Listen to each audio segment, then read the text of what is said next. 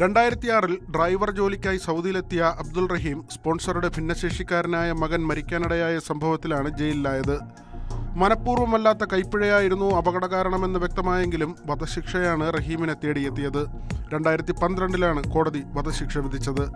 പിന്നീട് 34 കോടിയിലേറെ ഇന്ത്യൻ രൂപ ദിയാദനം നൽകിയതിന്റെ പശ്ചാത്തലത്തിൽ കോടതി അബ്ദുൾ റഹീമിന്റെ വധശിക്ഷ ഒഴിവാക്കിയിരുന്നു.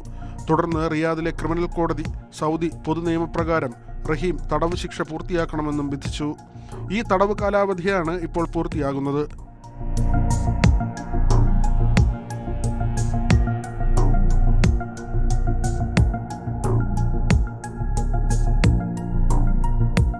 മെയ് 19 ശിക്ഷാ കാലാവധി അവസാനിക്കുക. മെയ് 20 റഹീം നാട്ടിലെത്തുമെന്നാണ് ആക്ഷൻ കൗൺസിൽ പ്രതീക്ഷിക്കുന്നത്. 2 പതിറ്റാണ്ടിലേറെ നീണ്ട അനിശ്ചിതത്വങ്ങൾക്കാണ് ഇതോടെ തിരശ്ശീല വീഴുന്നത്.